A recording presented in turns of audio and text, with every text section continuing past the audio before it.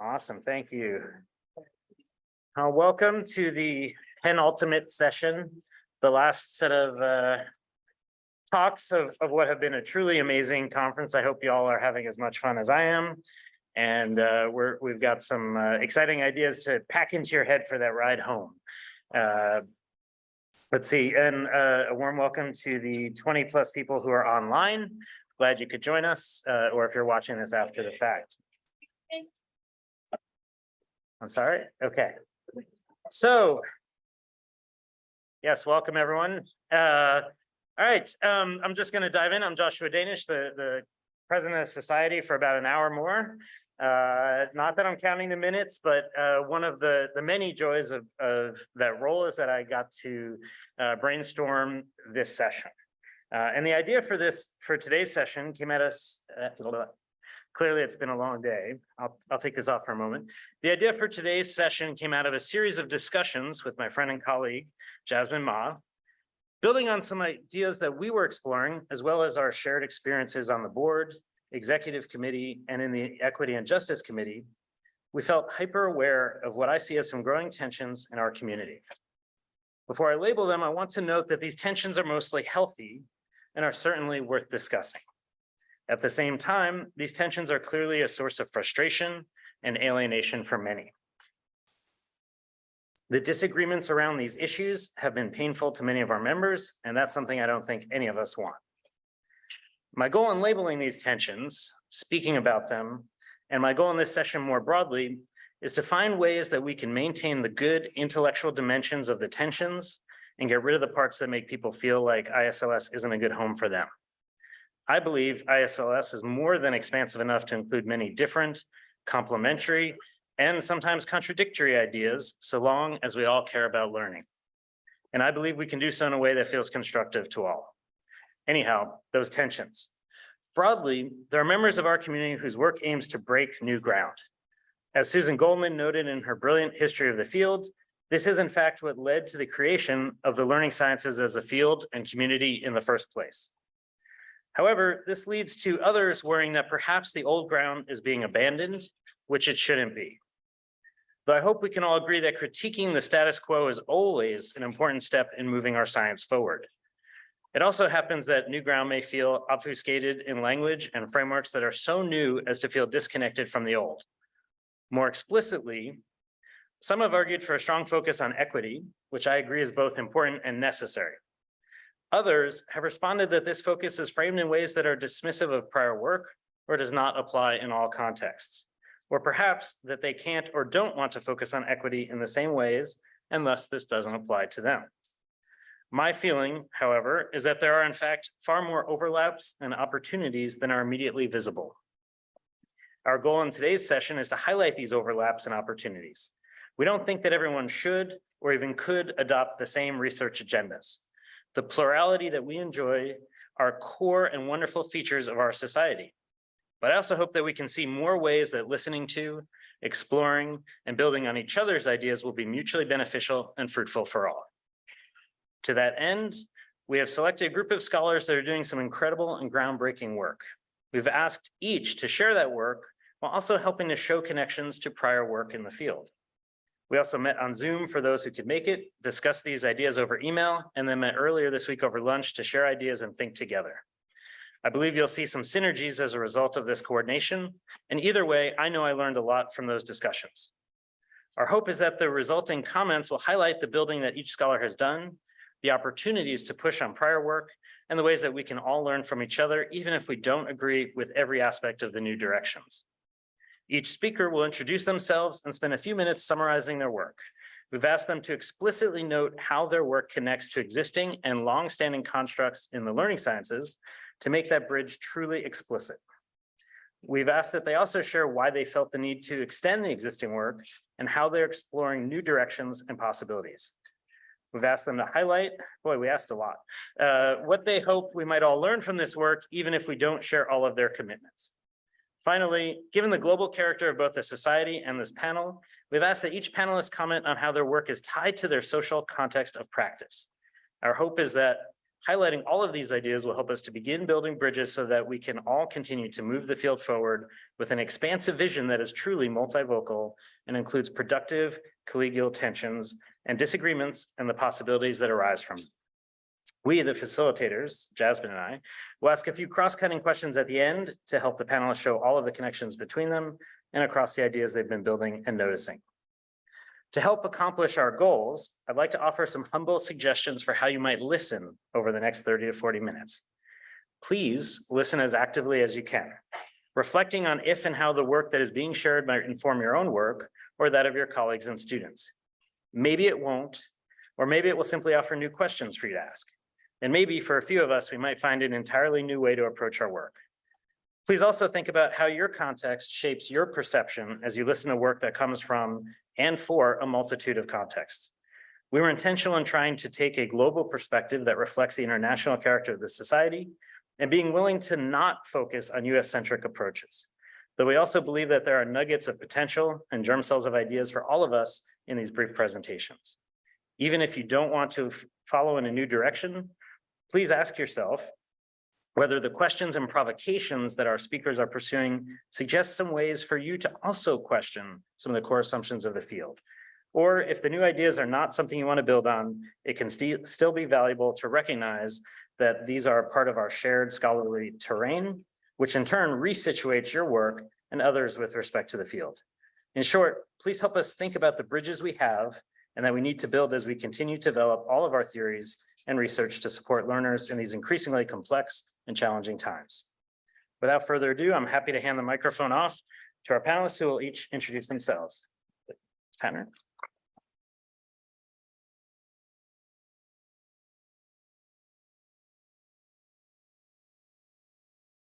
Good afternoon, everyone.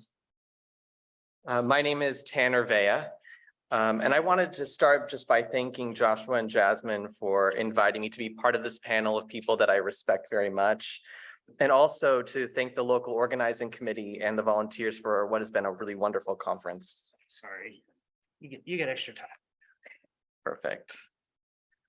So I have this memory from about a decade ago. I was riding in a car with my doctoral advisor, Shelley Goldman, and we were coming back from data collection with families in the field. And she asked me what I was becoming interested in. And I remember saying to her, I want to be a learning theorist. And of course, this is sort of a precocious thing to say as a very early stage doctoral student, but now I'm really grateful for this generative and generous community that has been a place where that has sort of become possible for me.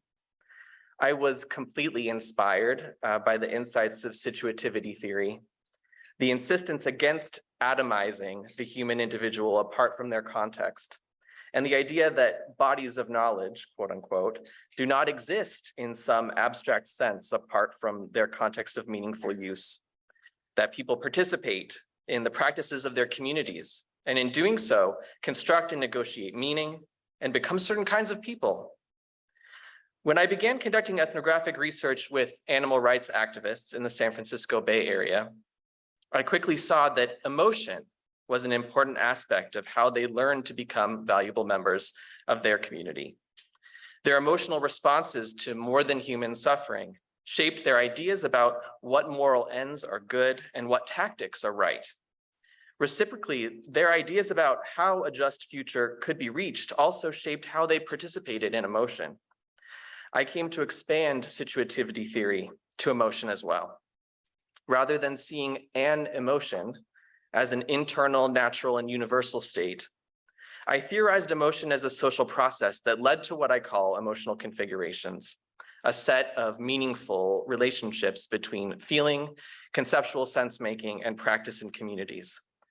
For me, taking up a situative approach to emotion also reveals insights about situativity itself, because how an emotion is practiced is shaped by ideology, norms, and power relations. We need to attend to how it feels to learn and become valued members of our communities. The ways we feel are important indicators of what is good, right, and beautiful. If we care about seeking justice, we need to understand how emotion shapes our political horizons helping to structure what futures we can imagine and how we decide to fight for them. People in social movements already know this. They know how to elicit feelings and how to structure them into configurations with ideas and practices that will help us reach the futures we're dreaming of. More recently, I've been conducting research with social movement organizers from a range of organizations in Philadelphia, Pennsylvania. In this work, the focus is on human justice projects, food security, workers' rights, safe communities, not just more policing. In our conversations, their stories are marked by the pain of relationships among comrades that fell apart in the long grind of social justice organizing, the loss of mentors who have died or who have been killed, and the burnout from trying campaign after campaign after campaign that often didn't work out the way they wanted. And now they see in the rapid fascist ascendance in the US, the evidence of just how much ground has been lost in recent decades. We are asking, what kinds of relations between people will support us to overcome these challenges? How will we feel when we know that we're in right relations with one another? What kinds of material infrastructures and collective practices will support the relations that we need? This is critical because fascism is about ideas. It's about the ideas of extreme hierarchy and dehumanization among others, but fascist propaganda is also about emotion. Fascist violence is about fear and submission. And fascists have learned it can feel really good to keep others under their boot. And we cannot debate our way out of fascism. There's no amount of reasoned conversation that will stop its march. Reason has left the building. There's value in listening to each other in trusted community to maintain our relations, to enable the work that we need to do together. But I believe it's also important to know the limits of trusting in ideas and discourse alone. When it comes to designing the learning that will guide us out of the gathering storm, we need to remember that ideas alone will not do it. In fact, situativity and its expansions tell us that ideas were never alone to begin with. Ideas were always connected to feeling and to the practices of building power for what we know is good and right and beautiful. Thank you.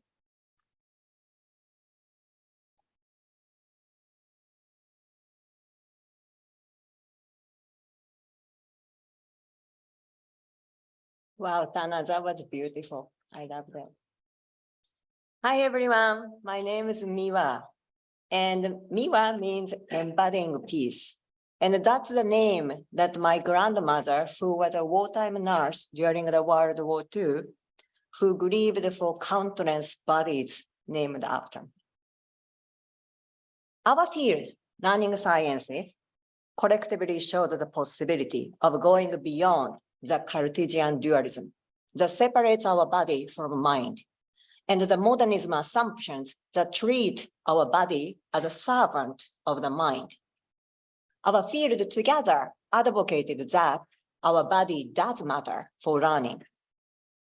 However, yet we haven't fully taken consideration of the expansive possibilities of our body, learning, and justice, or our bodies, learnings, and justices in plural forms that our panel together today will highlight. So what if we position the liberation of our body and listening to the voices of our body at the end and the openings for learning? Now I'd like to invite you all to take a brief moment to pause and listen to the voices of our body. And I will take a moment of silence here.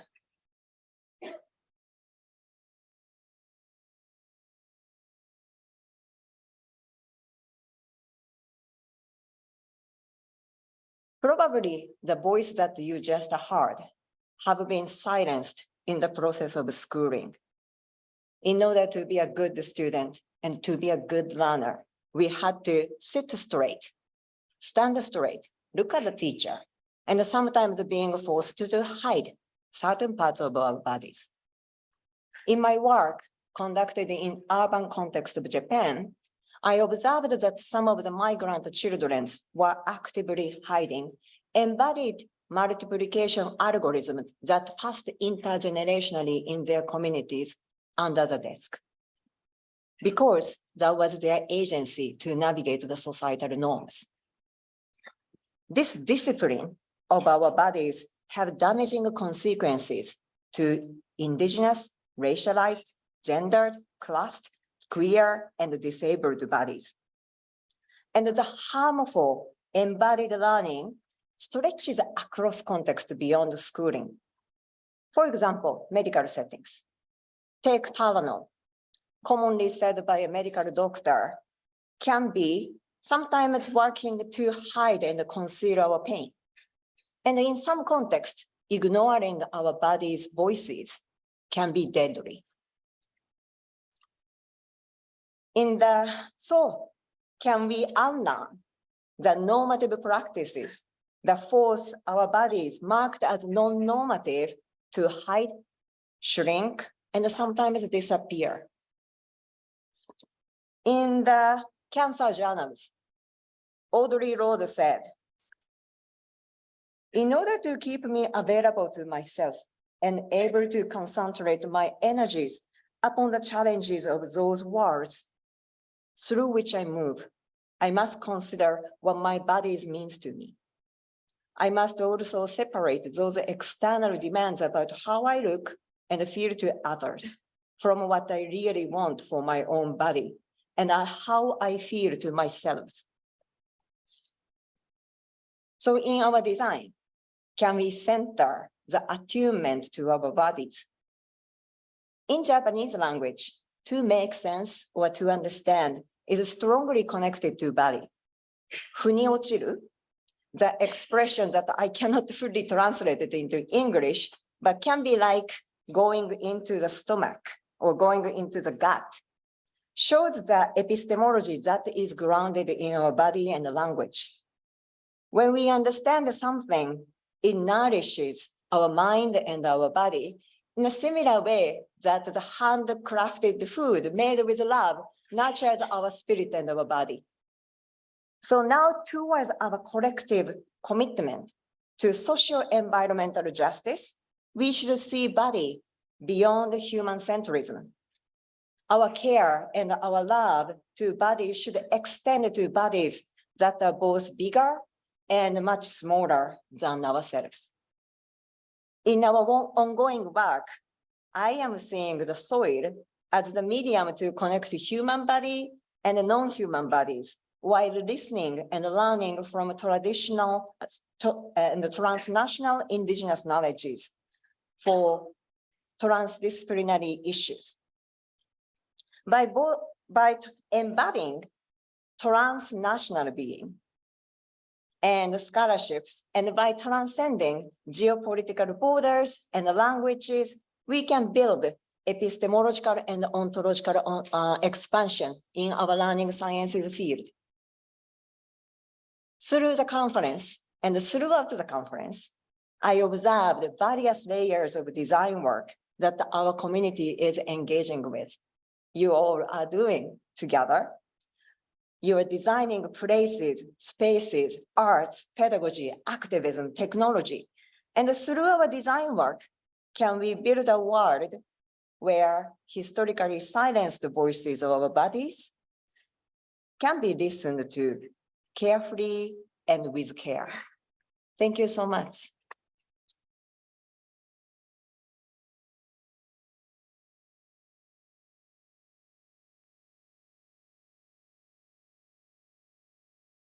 Hello, everyone. My name is Arij. Today, I will be talking about temporality, and I came to this idea of considering time, context, and the place through temporality after doing years of research on the sociocultural and political dimensions of learners' interactions and engagement with technologies and the science learning environments we are designing for them to engage with.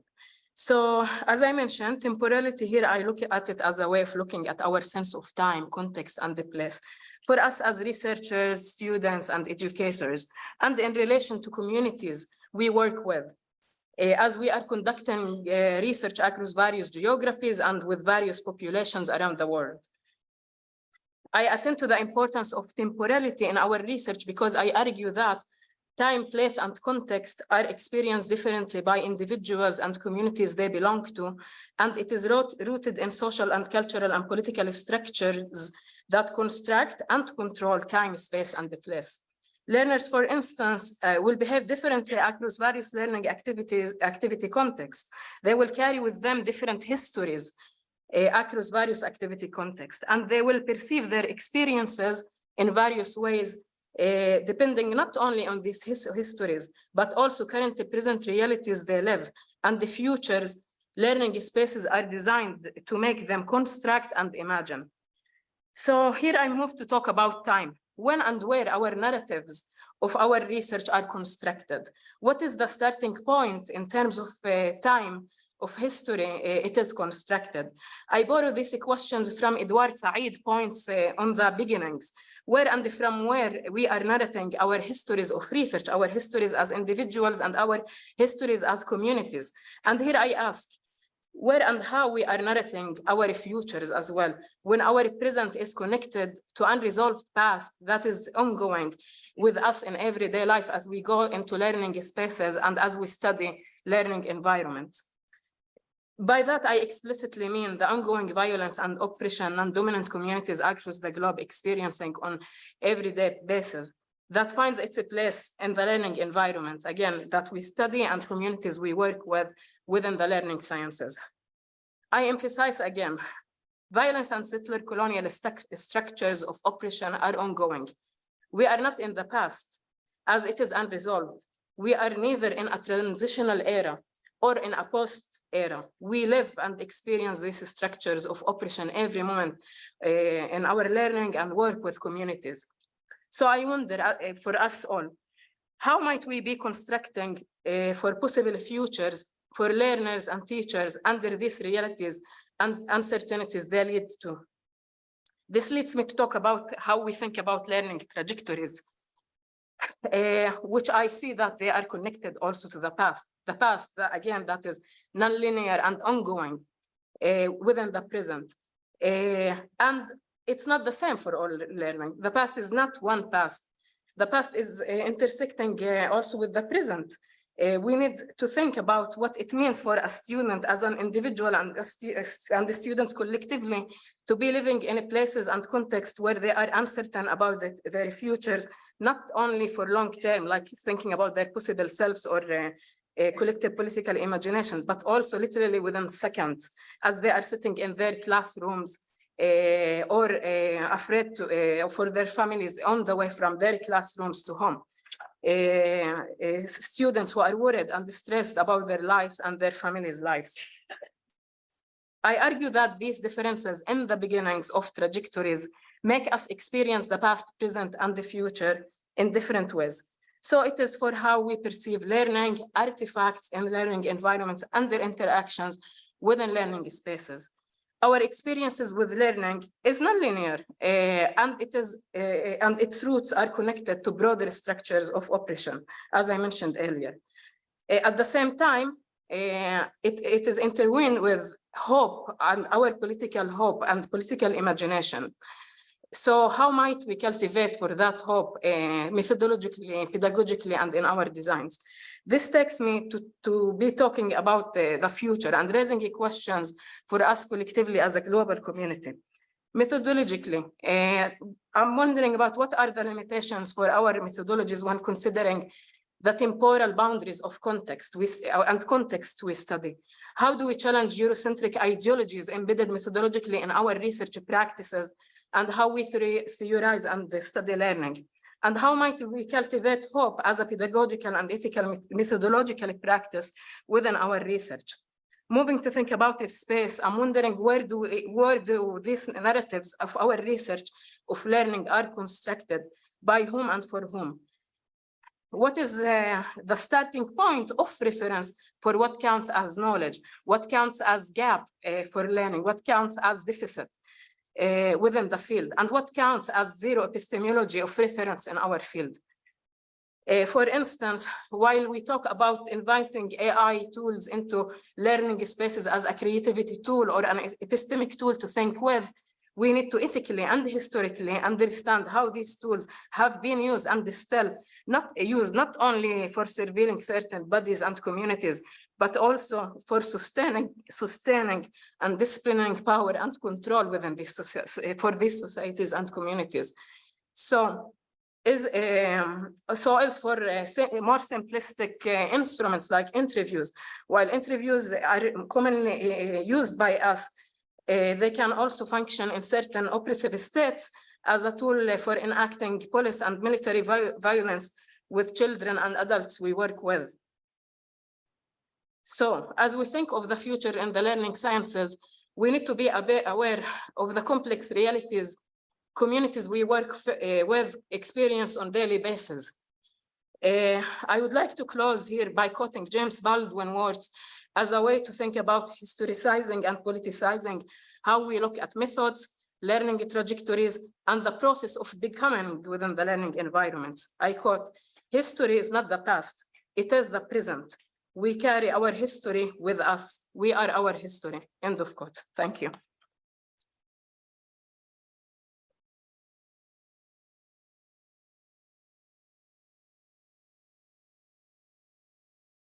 Wow. Hello, everyone. I'm Sakina. Just like to start by acknowledging that we are gathering on unceded lands of Tiohtià:ke Nation.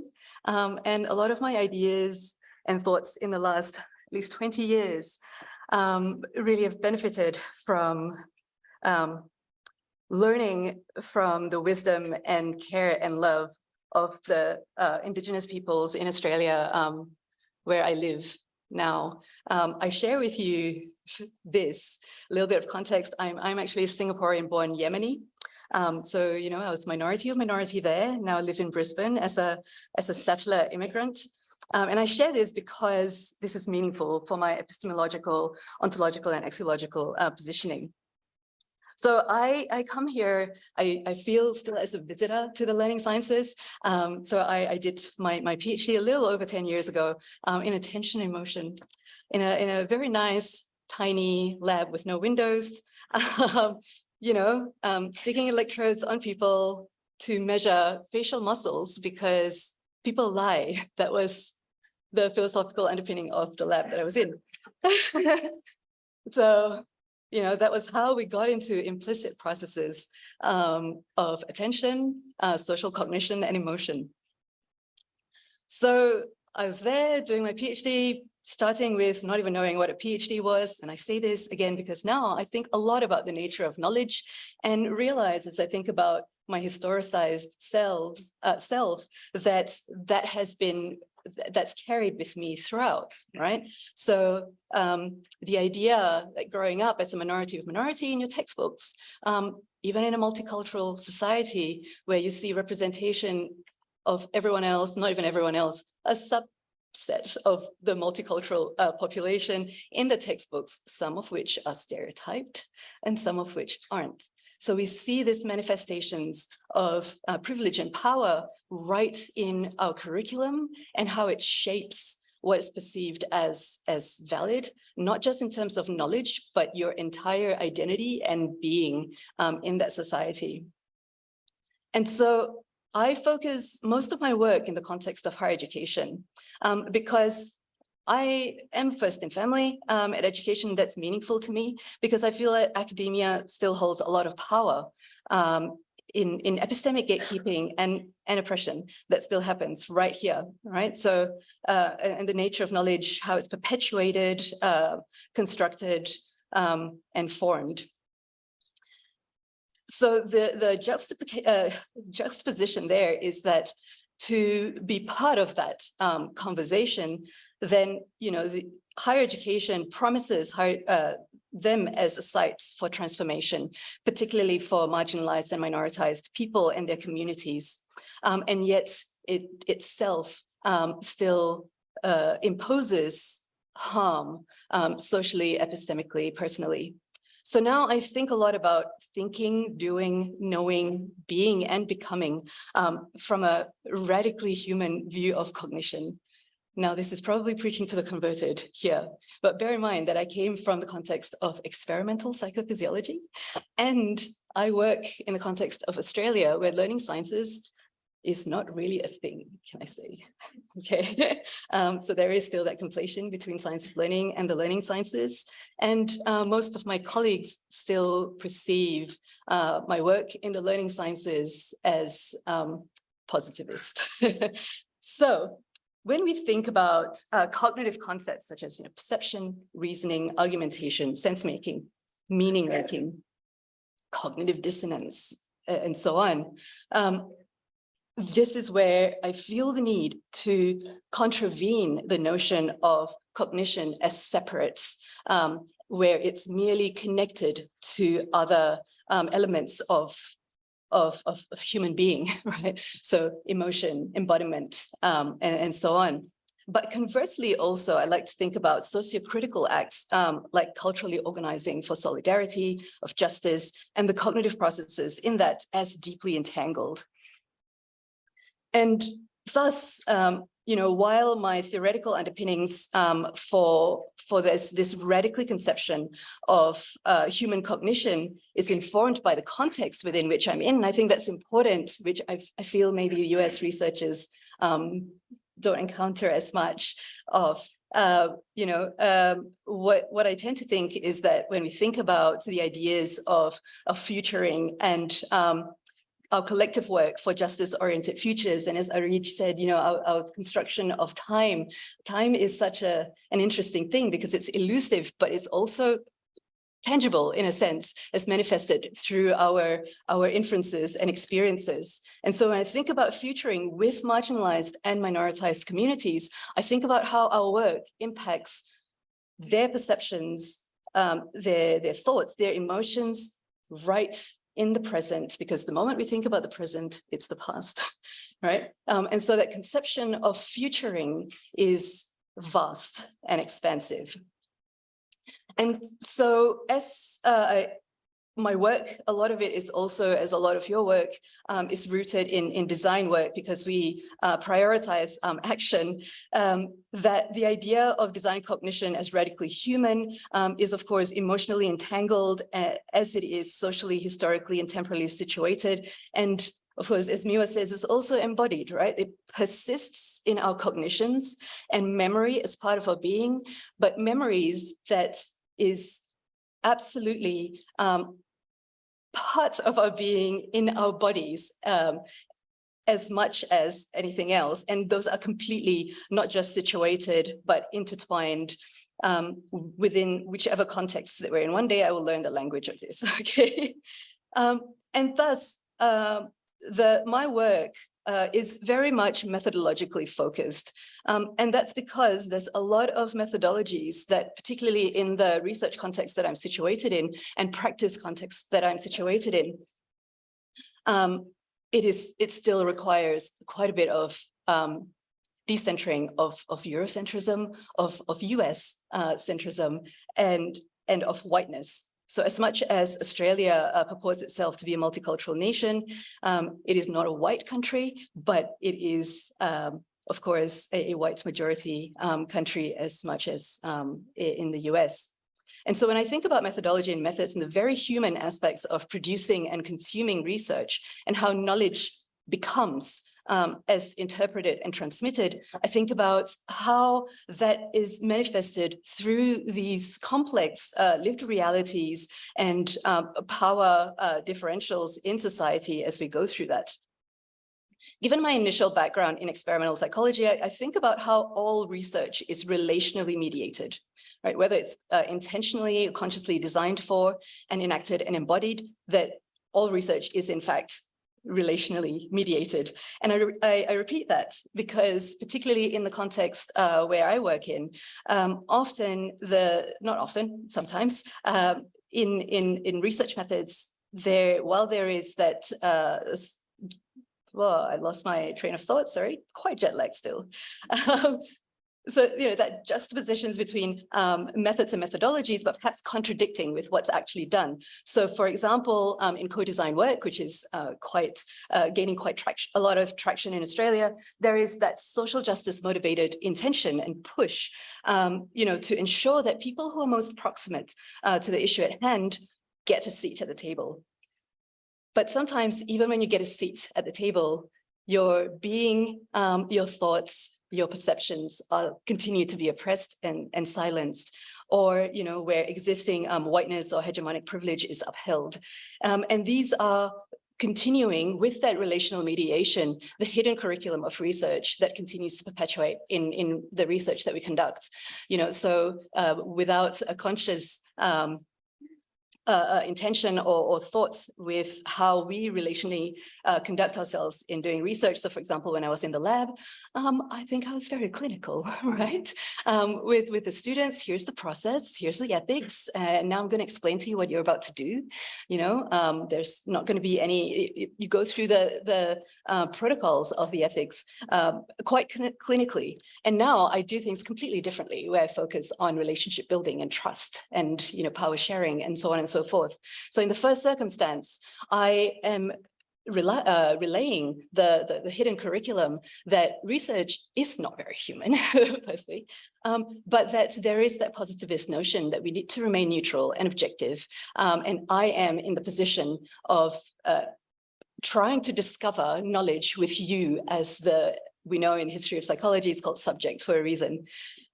Whereas my work now is deeply rooted and grounded in Freirean commitments to transform that social circumstances of minoritized communities, even through the process of research itself. And so I think about then through those processes of research and the relational mediation of it, and how that has perhaps skewed some of the construction of knowledge that we've had, and perhaps we have to go back and revisit some of the inferences that we now sometimes do not question as part of what we know to be true. I've lost my track of time. I'm going to finish. Okay. And thus, I urge you to continue to seek methods that enable participants, our communities, to generatively and authentically illuminate these experiences that are often traumatic in the past and present, that they carry with them in their being, if you truly want to address the root causes towards designing just futures, but also in agentic ways. This almost retaliation about reconceptualizing cognition also comes from the perception of cognition itself as quite gendered and almost devoid of humanity. And this still happens in social critique of research in Australia, where the science of learning, for instance, is criticized to be lack of any humanity, which to me then absolutely already oppresses the knowledges that have been developed for so many years by scholars of color, like Carol Lee, right? So we are again silenced from what is perceived as valid knowledge within a particular domain of the sciences. And so this epistemic hubris exists. And hence my retaliation to the conceptualization of cognition as just radically human. And that all of the power structures and systemic barriers is entwined with commodification of knowledge, which really is a manifestation of our cognition. So I ask us to, as researchers, to perhaps commit to questioning our own cognitions and how it's manifested in hidden curriculum in ways that also shapes knowledge in ways that maybe we don't quite understand as well yet in the world today. I will stop there. Thank you.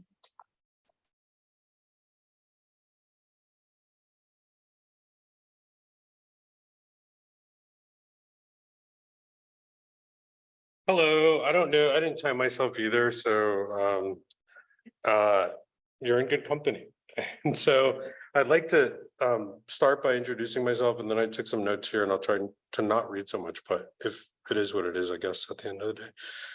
And so my name is Justice Walker. I'm a biologist, a learning scientist, and a teacher. Like many of us, I have a lot of identities that sort of help shape and inform my work. I hope to lay that out with you today and maybe sort of galvanize you to think about your role in contributing to the emerging qualities that occur in life.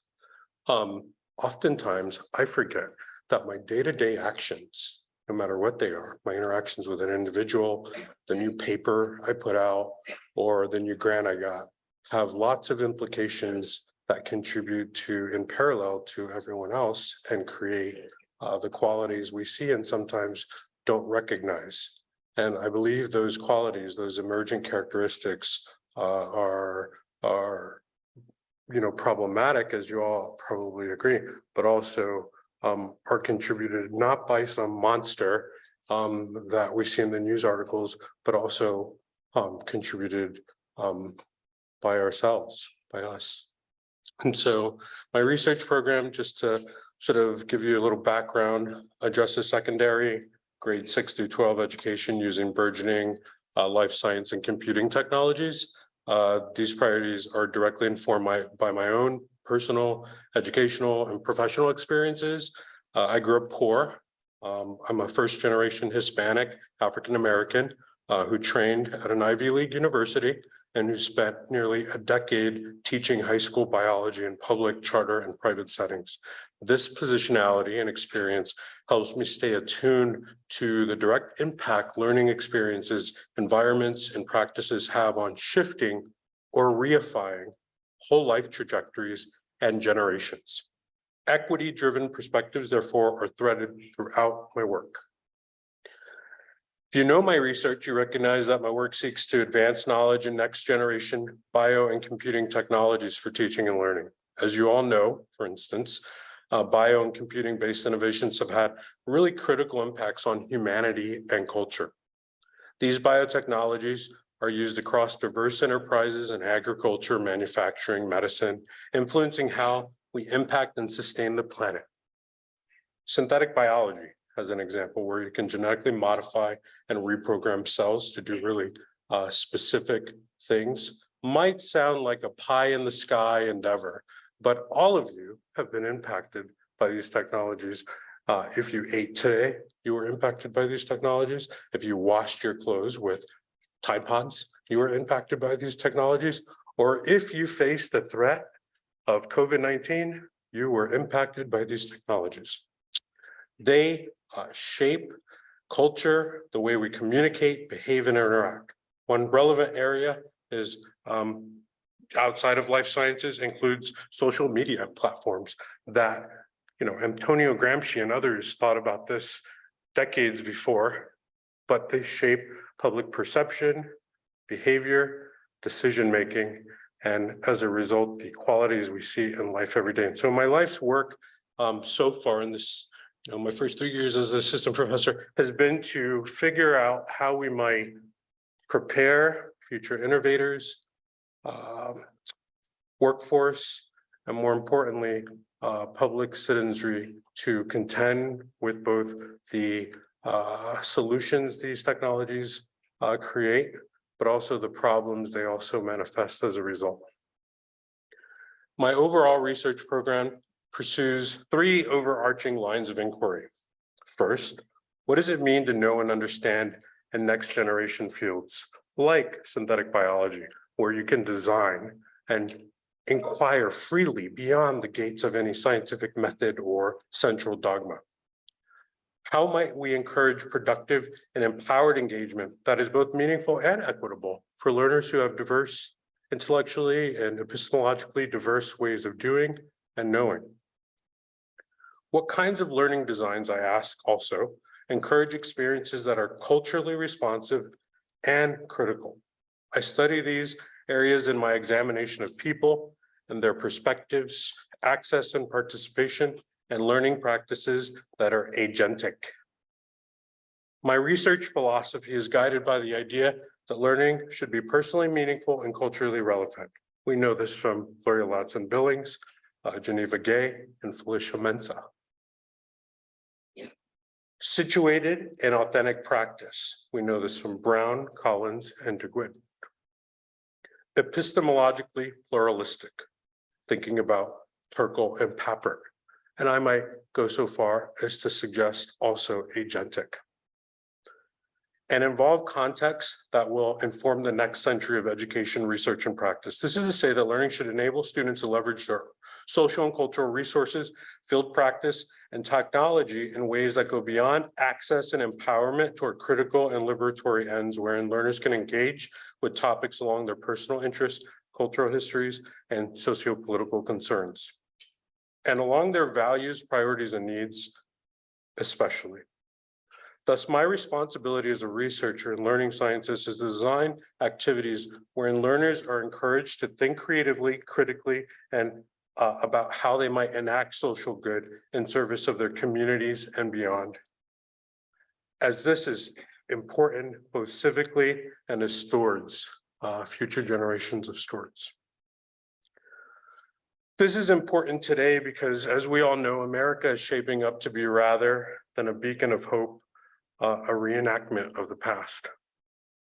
And so I would offer a provocation to those of you who still believe that the American race problem should not bleed into our international agenda. I would ask you to instead join us and help us overcome the threat, because in the words of the late Martin Luther King Jr., isn't injustice anywhere a threat to justice everywhere?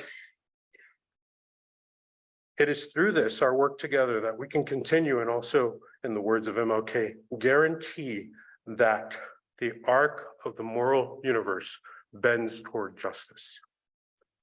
I'd like to close by responding to some of the provocations brought to us in the keynote earlier this week, and by posing a parallel idea that we might consider as a community continuing to grow and reflect.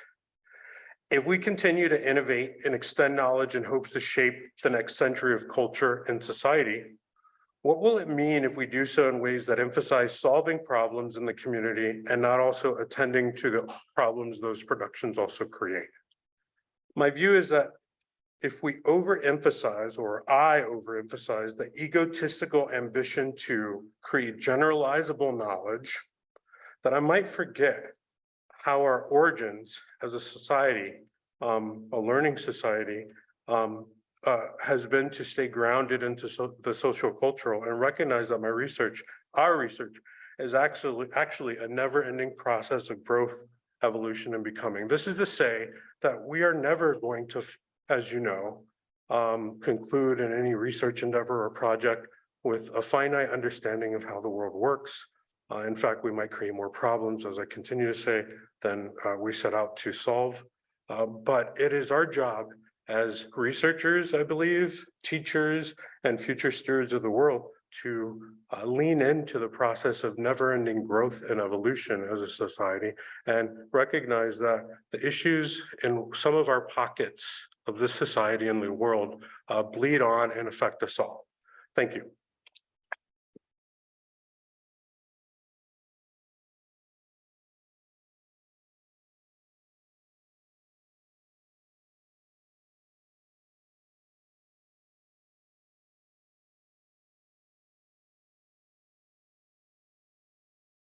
I need to push the X on this. It's been making me crazy this whole time. Okay, I feel better. Thank you guys. I'm gonna ask one of our group, I'm gonna ask our second group question, just in the interest of time. So the question is, what does it look? I'm sorry. Thank you guys so much. That was incredible.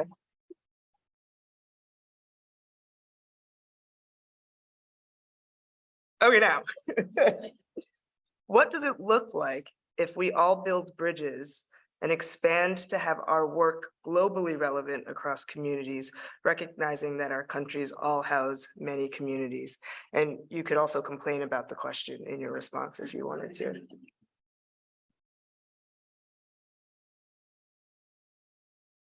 I think that like I hear a lot here many times that issues of oppression or racism happen. It's a US problem, so other geographies around the world don't don't need to examine it the same way. And yes, like we're not talking about examining this the same way, but we need to acknowledge that different forms of oppression and oppressive structures happening across different countries and in different geographies. And I mentioned when I spoke about ongoing settler colonialism and violence, and the list goes on with issues around homophobia, xenophobia, immigration, and mobility of communities. I think that within the learning sciences, there is a great opportunity to build bridges with the fact that we study diverse communities and we work with diverse communities in different geographies. The question is, why do we need to keep looking at the communities we work with in non-US context as just a case? And this is a self-critique of myself, by the way. Like every time I work with Palestinian youth, I frame it as a case. But no, like we're not just a case. And our communities are not just a case. And this relates to what Sakina mentioned about what counts as valid and rigorous research when we do our work. I do think that there is a need to localize knowledge, and that knowledge that we construct in other places or other geographies should be really connected to communities we work with, than we just study in top-down through top-down framing. These are some thoughts. So I absolutely agree with Arij as well. I think one of the things that has been quite puzzling and something that I've observed coming from psychology and even within the learning sciences is how theories are sometimes rejected or accepted, depending on the context within which the theories may have arose from. I think that in and of itself could be problematic in as much as the rejection of a specific localized forms of knowledge as case studies. So the idea of Western centrism, I've observed, for instance, that in Australia, researchers were shaping their work so that it's relevant for the US, so that their research will be published in US journals, which would, of course, lead to, better citations and so on. As I say, knowledge is commodified, and it changes the behavior all the way down to decisions made in research methodologies. And therefore, completely, I think, distorts the understanding of the local context. So an example I can give is when I was doing research with implicit social cognition, and I did not have a white reference group, that paper was rejected. And I was not alone in that, right? So there's this idea, again, that the knowledge is only valued if it is referenced to a dominant group, but a dominant group in a certain society. So if we were to think about Singapore as an example, there is still a dominant group. They're not white people, but there is still a dominant group, and there's a more nuanced sort of privilege, oppression, and power dynamics there that we can still learn from theories that may have been developed in the US. So, for example, critical race theory, I use in my research, right, in Australia, and there are scholars there who reject the basis of critical race theory simply because it was generated in the US. And there are some political assertions to that. But also, again, remembering the radically human element of doing research, particularly with marginalized scholars, is that they feel the exclusion. Some of that rejection comes from the history of exclusion of their ways of knowing. And so we're in a complex state where, as researchers and knowledge communities, we need to consider where we are, our histories, and why we are where we are, in order to, construct more productive, expansive futures together as a broader community.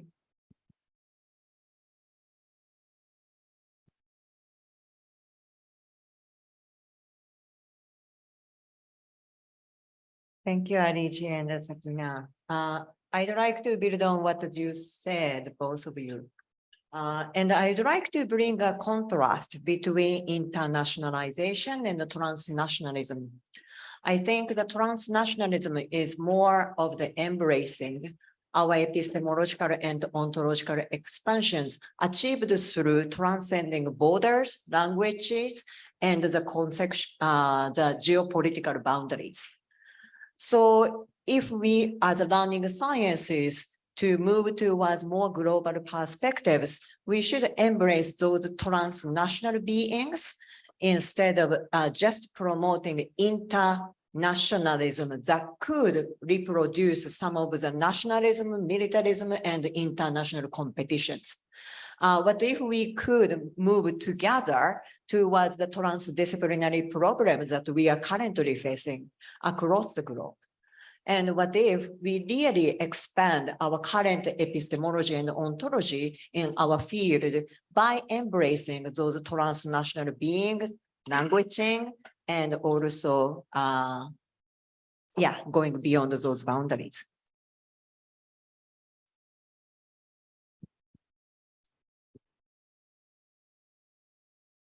I think just to build on that quickly, Miwa, one thing that strikes me is that fascists are not just a US problem. This is a transnational problem, and they are transnationally learning from each other, just as they have in the past. And I think that wherever there's room for intellectual pluralism in this community, but I hope that one thing that we recognize, where whatever kind of research that we do, is that one of the strategies is to destabilize our intellectual institutions and our knowledge institutions. And that is something that will eventually affect all of us if we don't stop it. And so I hope that we at least preserve room in our community for people who are doing work who are fighting against this in the broader world.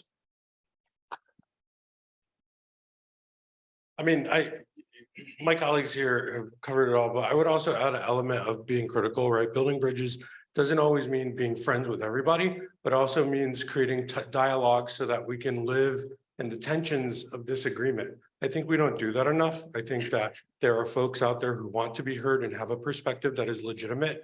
But when we talk about building bridges, we also mean beyond our safety nets and our safety circles. Building bridges means viewing the view, understanding the viewpoints of others, and being critically interrogating those perspectives toward growth and becoming. Yeah.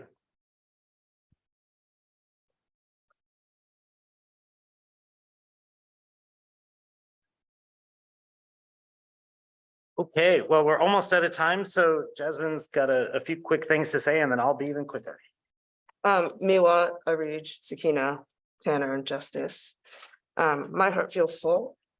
I'm inspired by you guys. I feel proud to be part of a field where we can look at where we've come from and that this is where we are and this is where we're moving. And I also want to thank you, Joshua, for bringing us together and encouraging us to continue to think together. That's it. Thank you, guys. So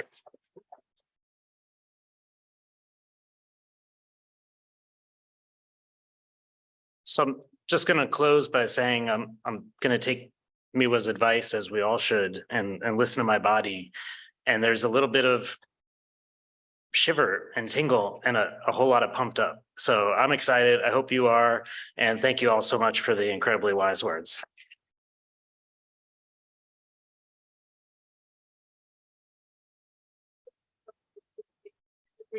Yeah, so there's no smooth way to do this. So next is the closing session. We're right on time, but why don't we take 2 minutes? Shake, walk around, talk to your friends, tweet about how awesome the last session was, and then we'll start up.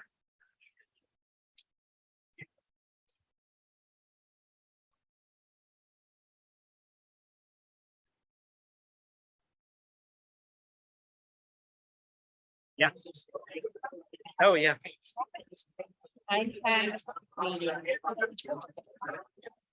Oh.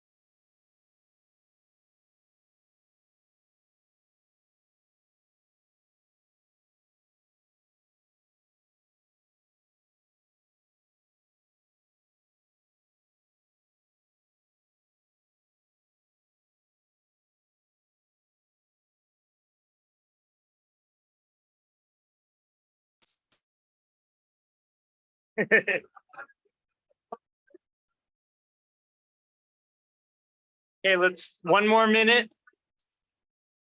What's that? Even better than you. I'm not gonna have it open completely. I Like, just my wanna laptop. get it up Yes. to the thing so that I have it. With my super huge font. It's okay. It's all good. Seriously. Alright, So Jim, who's doing the? Okay, that's fine. Yes, I get it. I know. Right now, you guys are- okay, so- Should we go ahead and get started? Okay, let's go ahead and settle down.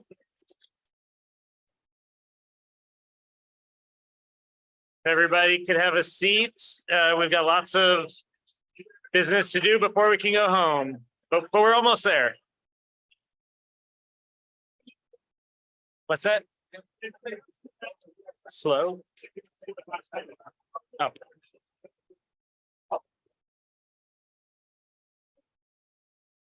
Okay, let's go ahead and get started. Thank you.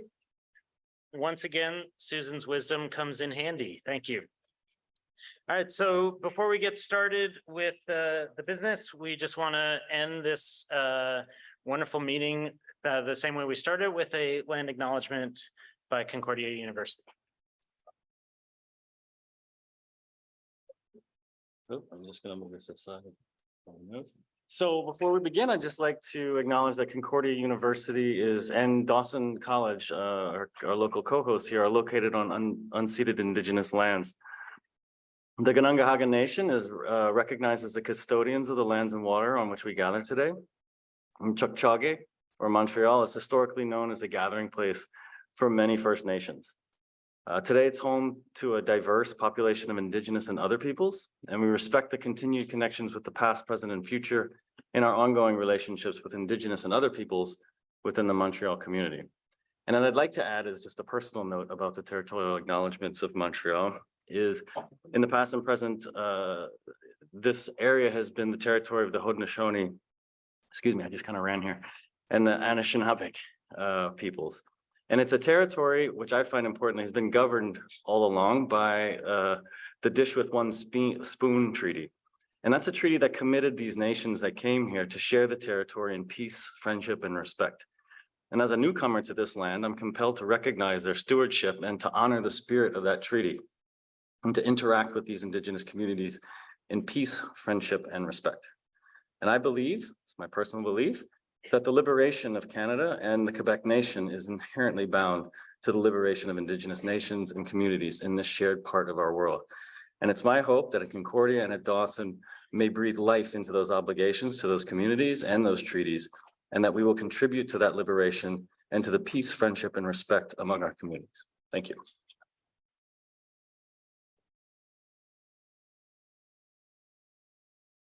Thank you, Rob. So before anything else, we want to make sure we take some time to thank everyone. We absolutely don't have time to list every single name because an immense number of people and immense amount of effort went into making this amazing conference for us to enjoy. And so let's make sure we thank everyone. First and foremost, we're going to thank the program committee chairs. So we want to make sure everyone sees who they are and that they're still standing even after all of this. So as we call your name, if you could come down and receive a small certificate of our appreciation and give a wave, that would be wonderful. So from the CSCL committee, first we have Krina Damsa.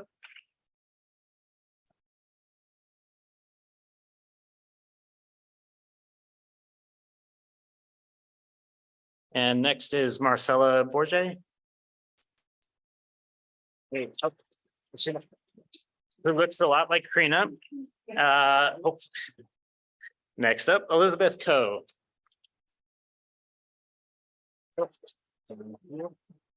Thank you so much. And Marcelo Worsley. Let's see here.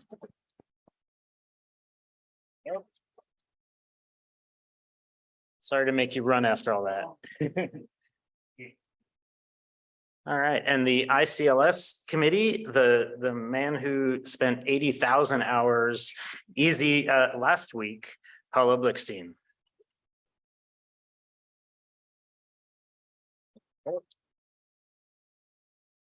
Jan van Elst. Let's see here. Okay.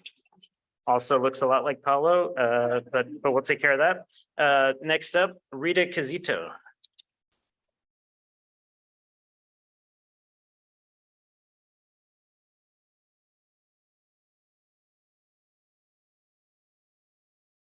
And last, but certainly not least, Karen Brennan. Apparently everyone looks like Paulo, but we thank you all. We have much appreciation and just this could not have been such an incredible experience without you. And speaking of which, the two people who truly did everything that you can imagine, who brought together those amazing program committees, who put in hours, sweat, tears, blood, emails, tweets, you name it. It's my absolute pleasure to thank Jim Slaughter and Liz Charles.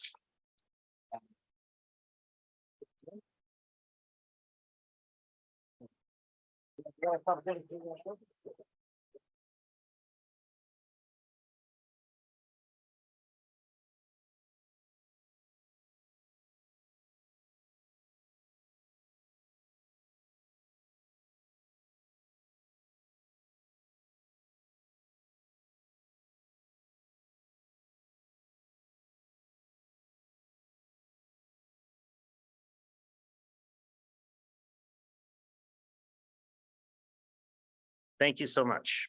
We're not quite done though. There of course were many hands helping, including the rest of the local organizing committee, Therese Laferre. I apologize for my pronunciations, Elaine Brule and Rob Cassidy, who just gave us that wonderful introduction. Thank you all to the three of you for just all the incredible work supporting the team.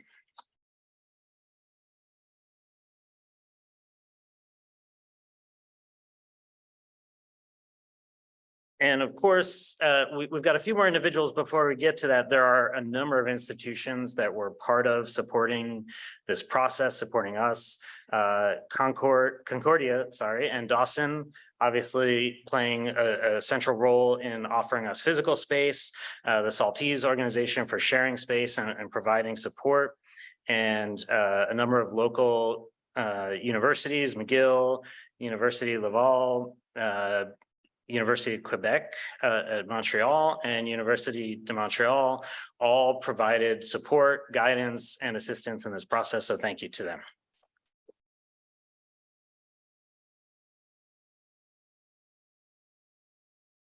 Part of that support was, of course, the conference coordinators who you probably saw running around at some point. And as we heard the other night, Sueli in particular also helped pick a wonderful place for our dinner. So if we could thank all of our conference coordinators.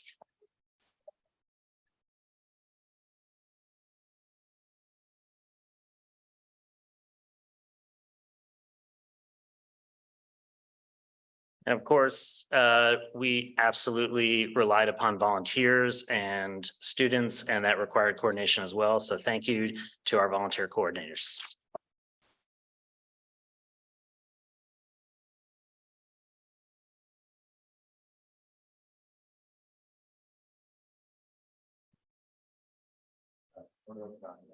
Oh, we're going to pause for a photo. Yeah. Excellent. And of course, they had someone to coordinate. We had countless volunteers, some of whom are here still in red shirts, but you don't need to ask them anything anymore. And we thank you all for being around, for being cheerful, for being supportive. We hope you got a lot out of the experience in addition to everything you gave us. So thank you.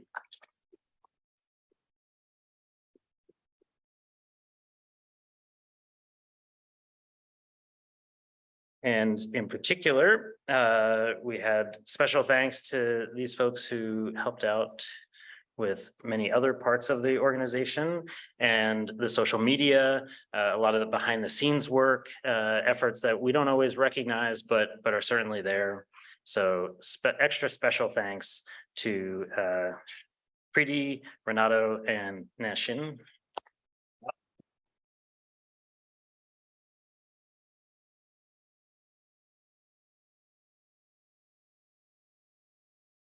Okay, so thanks everyone. That really is, there's no way for me to express how grateful we are.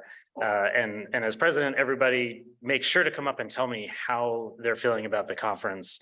And they were loving it. I just was constantly hearing how exciting it was to be back in person, how wonderful it was to hear all these ideas, what a cool town Montreal was, which I fully agree. All the wonderful food. So thank you again for an absolutely fantastic conference.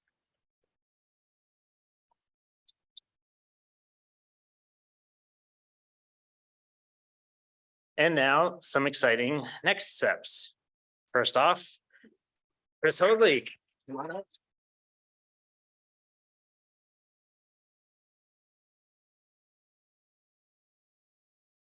I'm Chris Hoadley, I'm Christine Wang.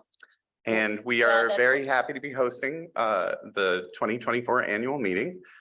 We recognize that some people would have preferred that it moved to another part of the world, but that didn't work out, so we're going to Buffalo. Our theme is learning as a cornerstone of healing, resilience, and community. And I especially want to note that we're going to be changing the program to add a new component, a whole day of community engagement to get us out of our normal spaces and into places where we can learn about and with community in Buffalo and beyond.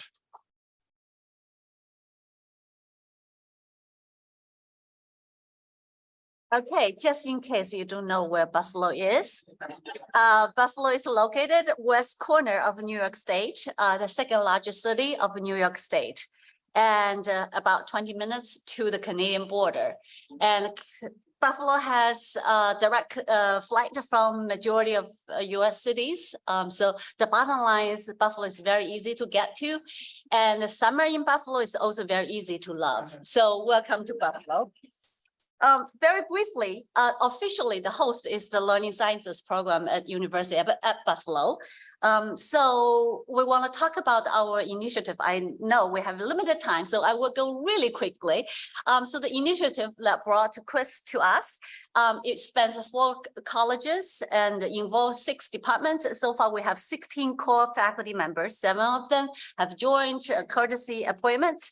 I do want to highlight those 2 opportunities, especially for the audience, you are students here. So in the coming year, we have a 5 fully funded new PhD student assistantship. Is a very good package. Also, this coming year, we're going to recruit 3 two-year postdoc position to start in the year 2024 to 2025 school year. So pay attention when the call comes out, we will share in the Learning Sciences Facebook. So here is the picture of the core faculty members. I think some of you are still in the audience, some of them left. Do we want to just have everybody from Buffalo stand up? If anybody's left. Okay.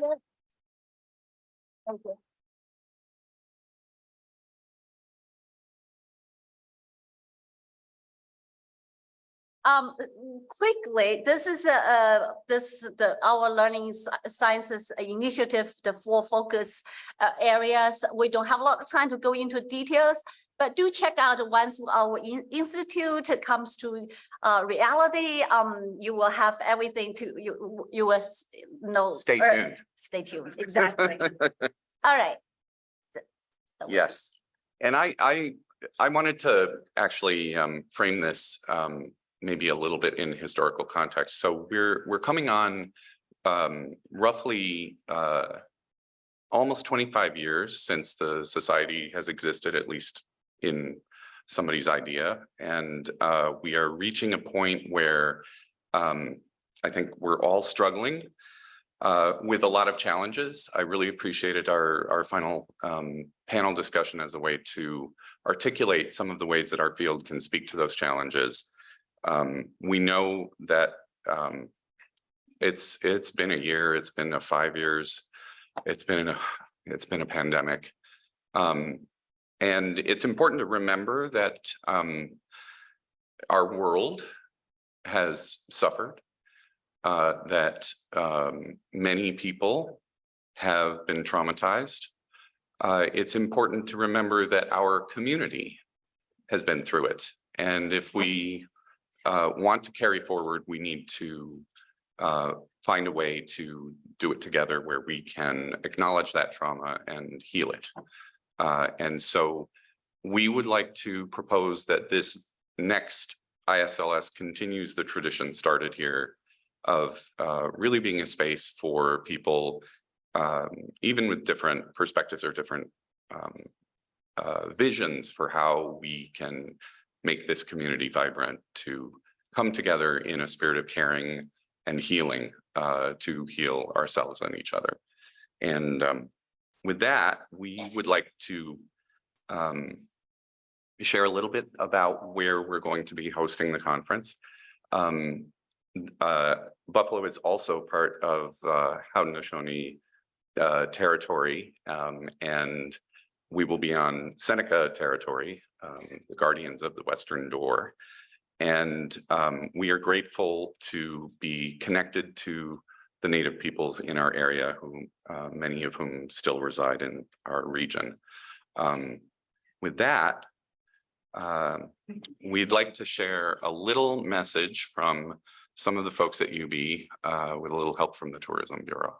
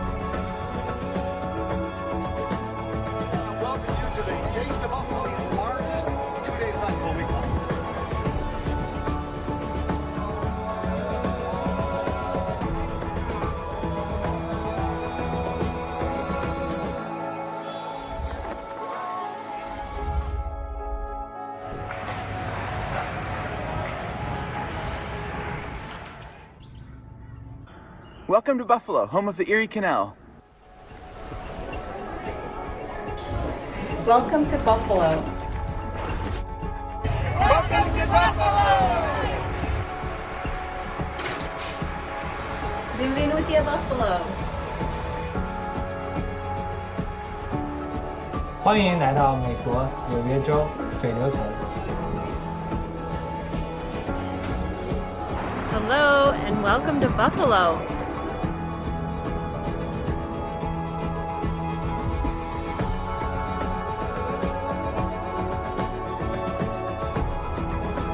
Welcome y bienvenidos a Buffalo, la ciudad de los buenos vecinos.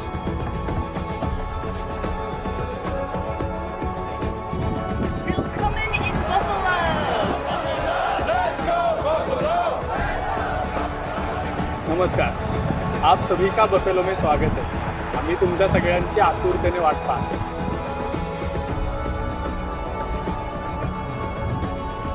Welcome to Buffalo. 환영합니다. 버팔로에서 만나요.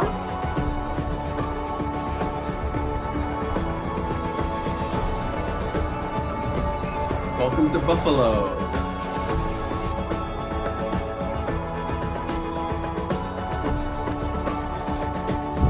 Bonjour, bienvenue à Buffalo, la ville de bons voisins.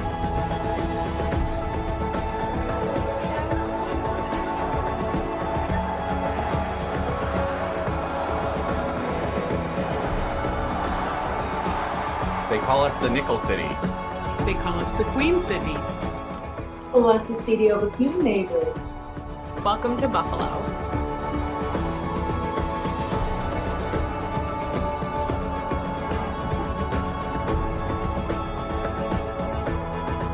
Learning is a cornerstone of healing.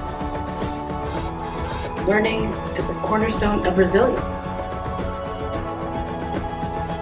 Learning is a cornerstone of community.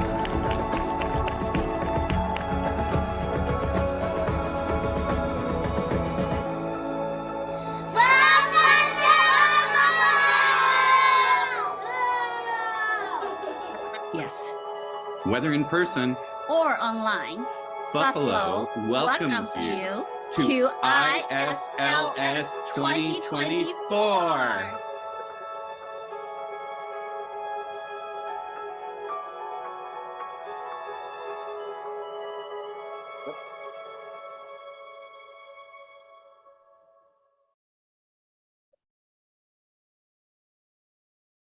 Thank you.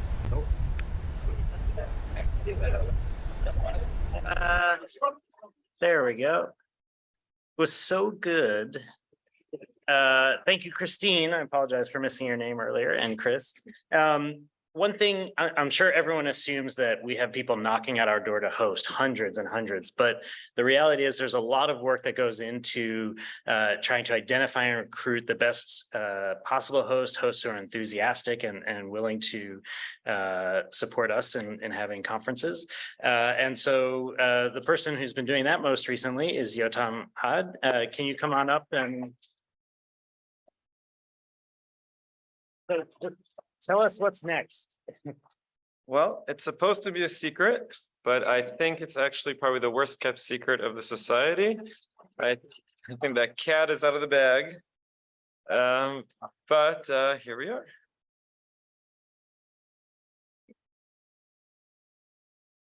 Dear ISLS 2023 participants, my name is Antti Rajala from the University of Eastern Finland. And on behalf of the organizing committee for the International Society of the Learning Sciences annual meeting 2025, I'm proud to welcome you all to the University of Helsinki, Finland in June 2025. The theme of our conference will be Educating for World Making, envisioning and enacting sustainable solutions to global crises. And by it, we want to invite the learning sciences community to embrace utopias, agency, imagination, speculation, and futures thinking as central aspects of education and educational research. Current ecological and global crises call for a shift in orientation from the given to the radically new through educational design and research. There is a need for educational research and designs that break the entrenched practices of business as usual, which perpetuate the dynamics of inequality and excessive consumption. Learners, teachers, school leaders, and other professionals, as well as researchers, should be recognized as world makers who proactively contribute to imagining and building sustainable futures. Contributing to world making co-evolves with collaborative community and network activities and entails radical personal transformations and growth of capability. Our theme will engage all participants in reflecting on and theorizing personal, social, and networked aspects of world making and discussing advances of the field and planning future ways of expanding societal and global impact of the learning sciences. The conference will be held at the historic center campus of our university, located downtown Helsinki and hosted by the Faculty of Educational Sciences. Our facilities at the university main building and faculty buildings at Siltavuoren Penger will provide for a smooth and easy access conference experience for all in-person and online participants. For those of you who have not yet had the opportunity to visit Helsinki, we want to close with a short introduction video provided by the city of Helsinki, which is in our view a good showcase of what Helsinki has to offer.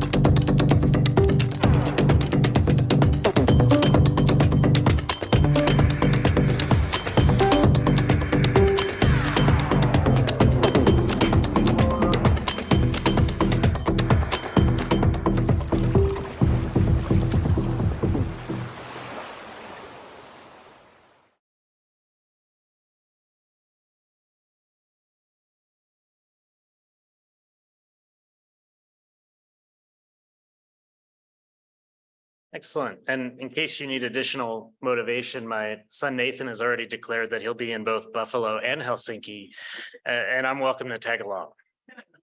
So, and once again.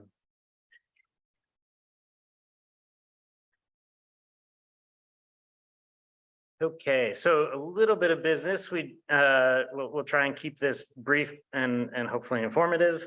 A couple of reports about the society and what's going on. First from me and then from our financial officer. So this is a summary. I'm not going to read every row, but this is a summary of our membership as of this year, with a total of 1,207 members, which I believe is the most we have ever had. So we are growing. So that is awesome. And as you can see, we have fortunately increased our diversity across the world, although there's a lot of work to be done. And we're also seeing some really nice representation of students, particularly in South and Central America and the Caribbean and Africa, where they are leading the way. So I hope they're going to start dragging their advisors along next time, although it's fine without them. So we're making progress, but we're continuing to think on the board about how we can make sure we truly are the International Society of the Learning Sciences. And we welcome your advice and suggestions for that. And of course, if you'd like to join a committee and help us think how to do that productively, please reach out to any of the current board members or certainly the presidents. So what have we done this year? Far more than I could ever put on a slide, but I tried to restrict myself so we can be reasonably quick. Of course, the biggest thing is we have the first combined biggest returning in-personist annual meeting ever. So again, thank you all for that.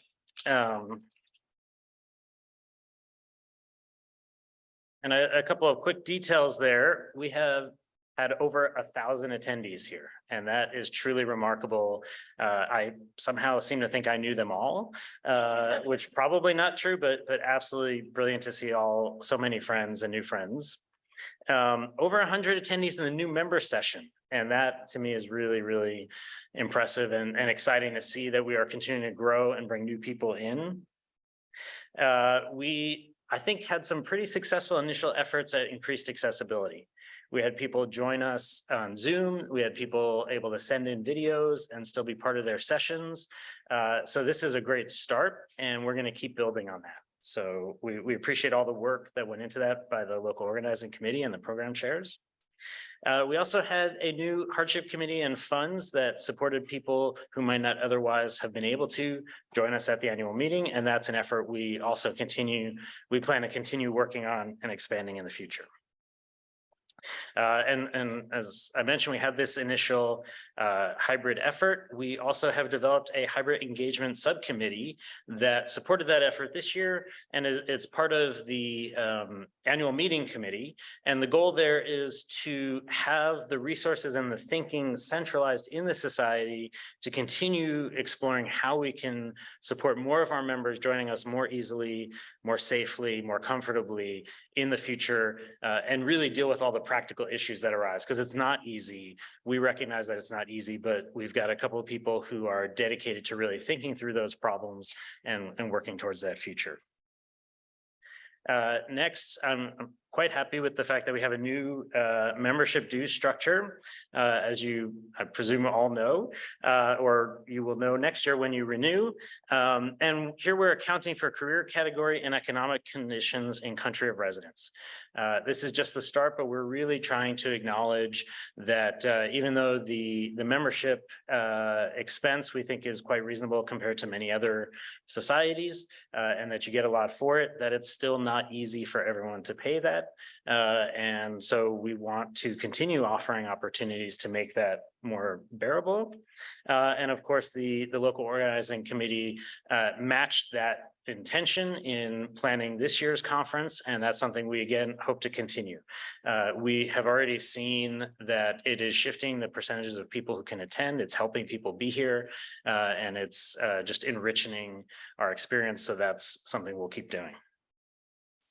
The Education Committee has done quite a few things this year, including a teacher education survey, the Humans of the Learning Sciences podcast series, and the Learning Sciences chats. So if you haven't attended to some or all of those, I highly encourage you. They're quite interesting and definitely give you ways of exploring the corners of the learning sciences that might not be quite so familiar. We've also had an ongoing operation with the Wallace Foundation, led by Lima Berlin this year, and we've used that to have emerging scholars join us, and also an exciting speaker series. And the somewhat recently created Equity and Justice Committee continues to work towards increasing equity and justice in the society. And part of the ongoing goal there is not to be a committee that does work directly towards those ends, but rather a committee that helps build the infrastructure throughout the society so that we are all doing that work together. And that effort is ongoing, but I think quite successful in a number of ways, including, of course, the efforts towards speaker series and most recently reflections in all of the committee reports so that we're helping the committees think about and supporting the committees in all the ways they want to pursue equity and justice in their work. And one of the things we're also trying to do related to that is make sure we have more diverse membership in our committee so that we can bring all of those perspectives into our committee work and therefore into the governance of the society. So again, please do consider volunteering to join committees. One of the things we want to highlight is that no experience is necessary, and there's many opportunities to contribute and be a voice with minimal effort at first. And that last part's like minimal effort. But we want to work with you. We'd rather, if someone can come and show up and be part of the intellectual conversation and they can't do much more, that's wonderful. we still want you there. And there's other people who have a little bit more time, and the more of us doing a little bit of that lifting, the better. And again, that's the best way to get your perspectives included. And finally, we have put a massive amount of effort into a new set of financial processes that are going to make things just run better and smoother. But to talk a little bit about that, another unsung hero, Sam Abramovich. So Sam.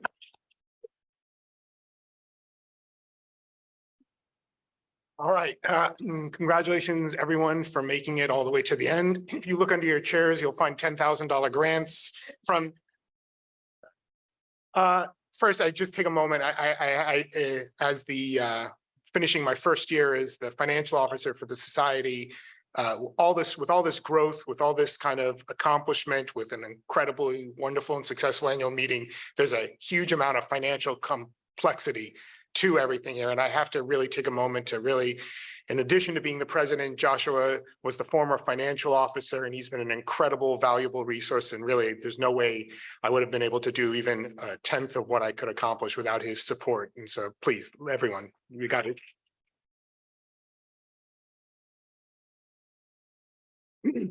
I am part of the Buffalo contingent.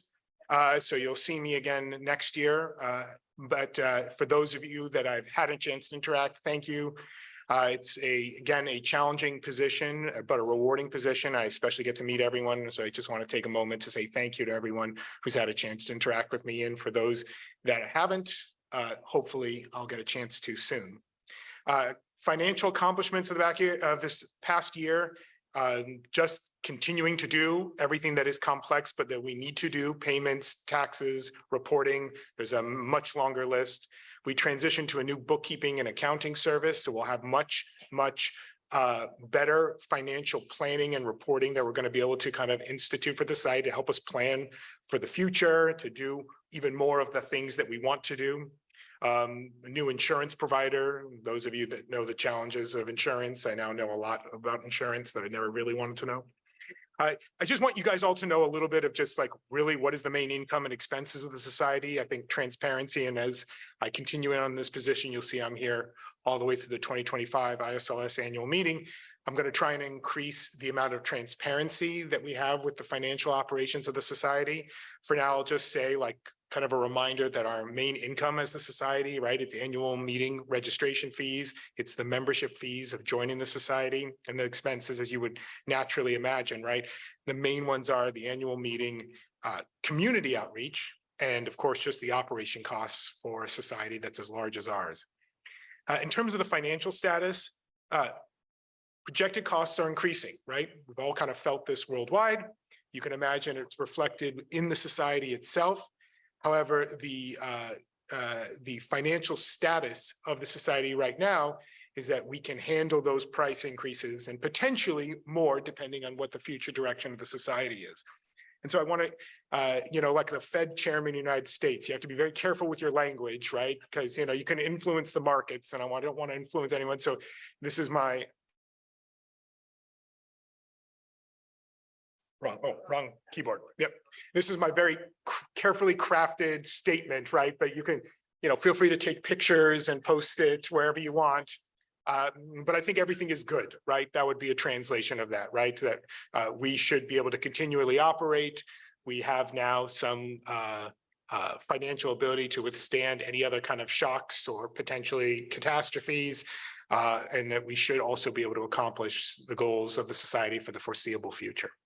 So speaking of all those calls for volunteering, there's a lot more to do on the financial committee, right? There's a lot more to do for the finances of the society. And so there is a finance committee. Please consider joining. You don't have to have a background in finance. You don't have to be great at managing. I don't want to know about your checkbook. I don't want to know about your bank accounts, right? Like whatever your personal finances are, this is a chance to really contribute to the society in many different ways. There's going to be all kinds of capacity, whether you want a real meaty role, whether you want a much smaller role. You'll have my eternal gratitude, and I'm very serious about that. If you join the finance committee, like you'll be able to cash it in, like I'll do you a favor, like no questions asked. But it's also a fabulous way to learn all about the society. I've learned so much. And it's a great way if you're interested in becoming the next financial officer, right? It's a good way to kind of slowly ramp up into that. And so please, you can contact the financial officer, me, at that email address. And if you want to know where are the best wing places in Buffalo, that you should send it to my personal email. Okay.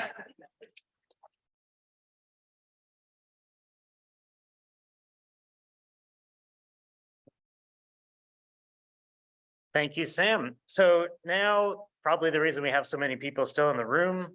There's a couple of words you've been waiting on. So Yotam, can you come back and tell us who wins? Okay. Okay. Well, I'll try to make this quick.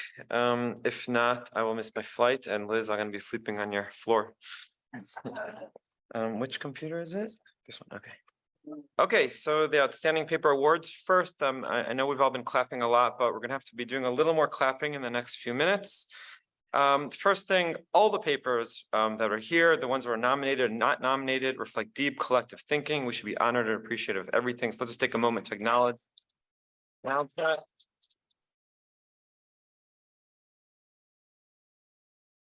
And now onto the awards. So ICLS outstanding paper nominees, and we'll ask at least one person from the who wins the award to come down and get your certificate. And the winner is two winners. Cultivating Generative Emotion in Science Classrooms, Ashlyn Pearson, Corey Brady, Sarah Lee, Deborah Schuler. They're not here. Ariel Rogers, Arguing Racialization. Okay.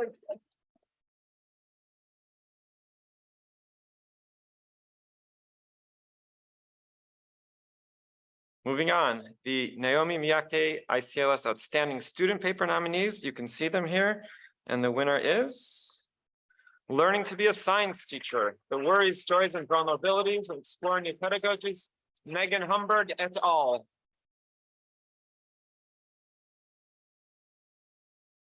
Congratulations. And the CSCL Outstanding Paper nominees. And the winner is Fostering the Collaborative Diagnosis of Cross-Domain Skills in Video-Based Simulations.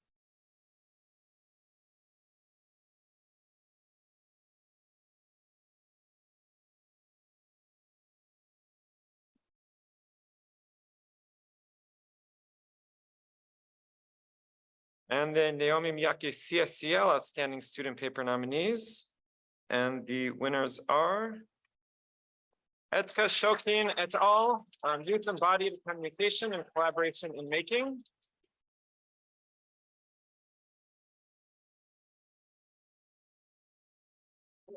And lastly, the Outstanding Tech Innovation Paper nominees. You can see them, and the winners are Kathy Zhu and Jim Slada.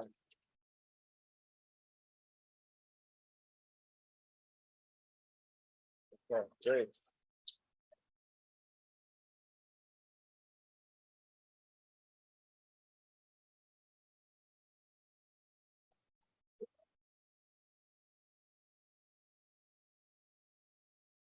All right, congratulations, everyone, and thank you, Yotam, for keeping us on time. So cruising right along.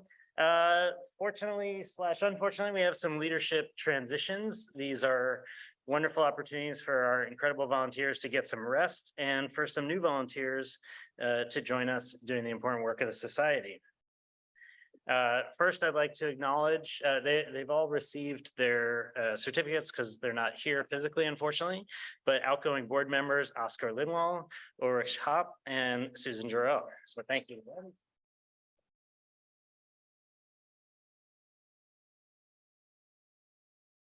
And stepping in to fill those big shoes, some absolutely incredible people. We have Lima Berland, Charisse Clark, Karina Damza, and Bram DeWeaver.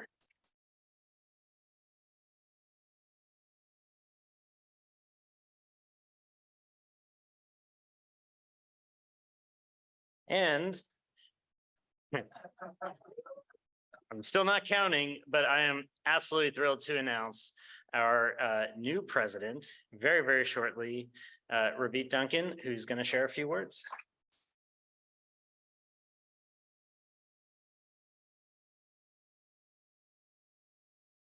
Thank you. Really humbled to be in this position. And I would first of all like to thank all of those involved in, again, in making this meeting such a success, the local organizing committee, Jim and Liz, Doris, Elaine, Rob, CSCL and ICLS program committees, Karina, Marcela, Elizabeth, Marcelo, Paulo, Rita, John, and Karen, the conference coordinators, numerous people, all the volunteers, the annual meeting committee chaired by Otam played a huge role, and all the other committees that were involved in any way, shape, or form, and all the individuals who worked on all aspects of this meeting. Thank you.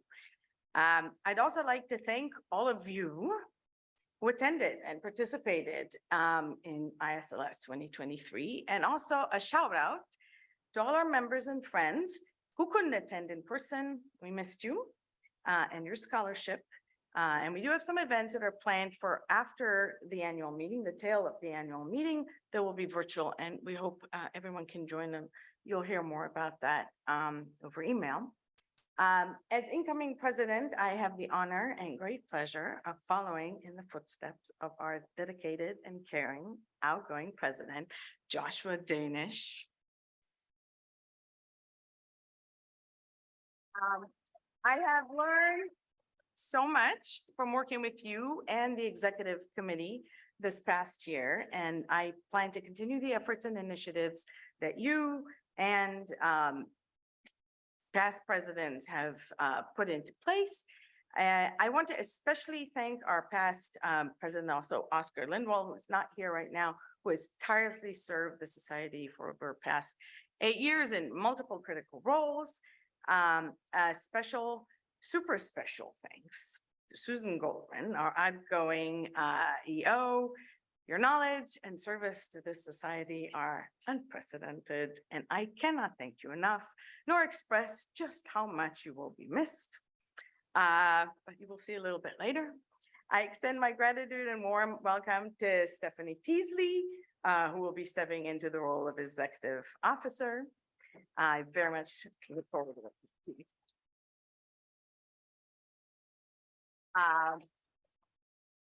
Also, a quick shout out again to Sam Abramovich. You've seen all the work that he's done, gone above and beyond to put some additional sense and order into our increasingly complex finances. It's a very heavy lift, and we appreciate you and your diligence.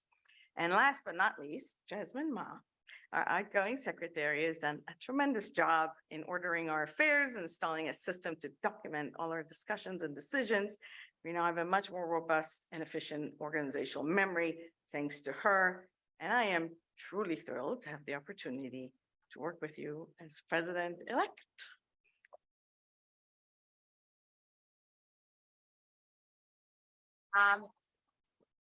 Now, while our presidential team, which includes incoming and outgoing presidents, currently US-based, we hope that this is temporary. And we are dedicated to working with the board and especially our non-US members to bring international voices to the conversation and back to the role of president. The presidential team, the EC, the board, our committees provide an incredible service with hefty amounts of behind the scenes labor to keep the society humming along. This is particularly a challenging task, given that we're in this sort of growth spurt of sorts. In a sense, we're in an awkward teenage stage of not being small anymore, but also not being quite big enough to leverage our size and finances to make labor easier. And this context sets the stage for some of what I see as the focal tasks and challenges of the next year. We need to develop sustainable structures and processes for handling our changing size and demands, including important efforts towards a more equitable and just society. For one, we need to invest in building our organizational capacity, adding support structures for annual meetings, and expanding participation possibilities.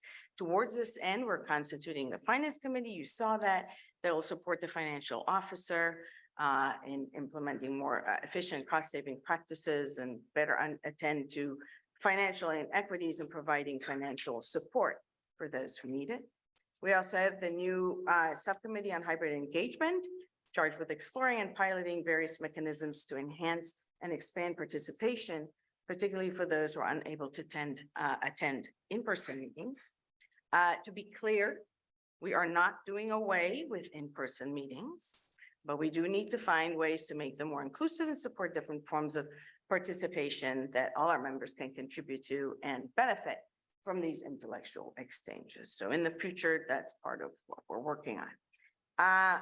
We're also continuing to intentionally and pervasively infrastructure an equity lens into the ongoing practices and decisions throughout our organizational structure. For example, our journal editors, the PCs, and the LOC have developed new reviewer guidelines aimed at helping members craft caring, critical, and helpful reviews. Equity and Justice Committee has been supporting multiple efforts to increase our capacity to both see inequities and injustices and to address them. And this is a long-term project.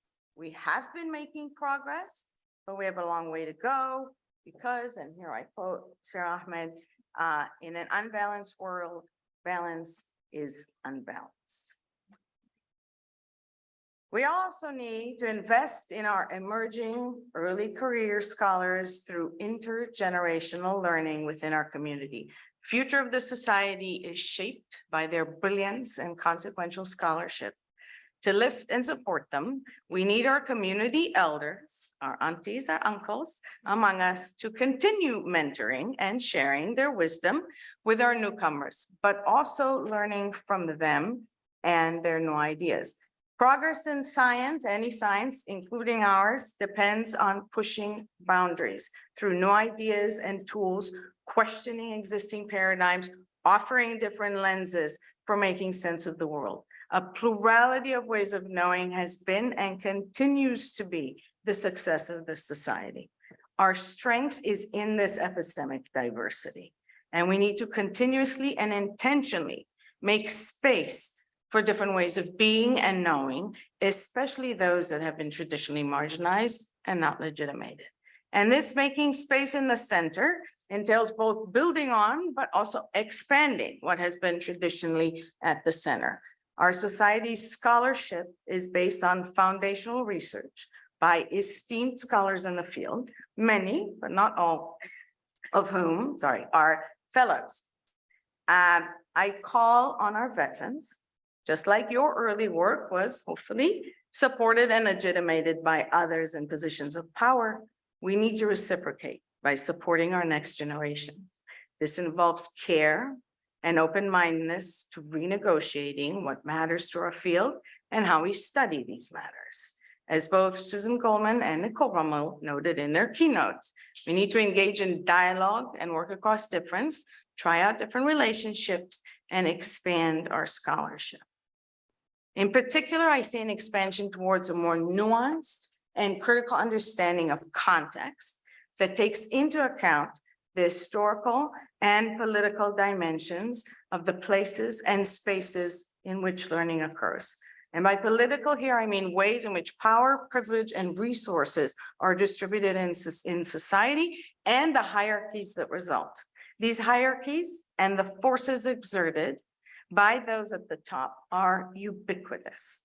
Like the air we breathe, they're part and parcel of real world settings in which we work, the home, the community, the neighborhood, the schools, the informal and formal spaces that we study. And therefore we need to understand them in nuanced and critical ways. That is through lenses that allow us to see power and privilege and how they affect learning. What ideas and which learners are seen and heard and which are silenced and ignored.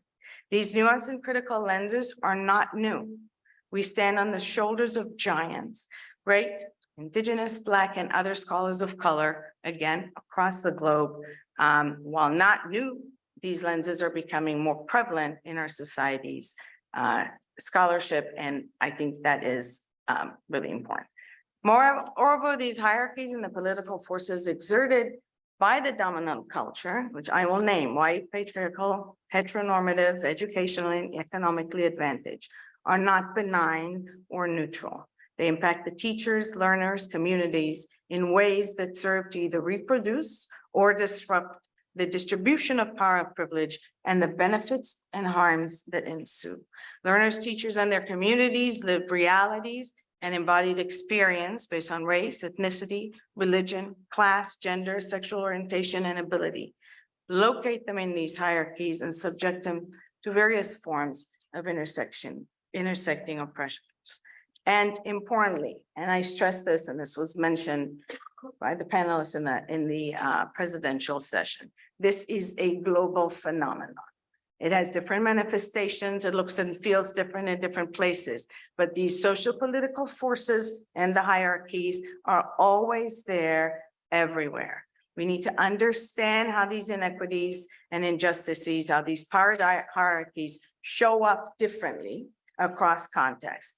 This has always been important, but as Henry Giroux underscored in the opening keynote, it is especially salient now with the rise in fascism, transphobia, xenophobia across the globe. If, as learning scientists, we see ourselves as designers and makers of change, then we cannot change what we don't understand or ignore. I believe that through our varied lenses, through our critical perspectives, nuanced attention to context, including power and privilege, we can develop profound knowledge that is generative and consequential, knowledge that can facilitate change towards greater well-being and a more democratic and sustainable and just future. Now, to produce this knowledge, we must learn from each other, build shared understandings, uphold the value of our different experiences, perspectives, and aims. We need to infrastructure this learning, this sharing, and this valuing, especially now in this growth spurt that we're experiencing and the complicated and challenging times and places we inhabit. Echoing John Hare's emphasis on trust and relationships in her keynote, we need to build relationships that celebrate difference, relationships of care for each other as humans, practitioners, and scholars. We need to build a community where people can be legitimately and lovingly their whole selves. And I call on all of you to join me in this effort. Let us see the beauty in difference, make space for it, learn about it, work across it in solidarity and with care towards the change we want to see in the world. Thank you.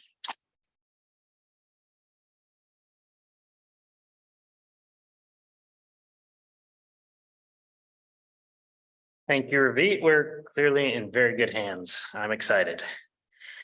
And I'm still not counting, but this means that in just a few minutes, we'll have a brand new incoming president, Jasmine Ma. So, good job and welcome, Jasmine.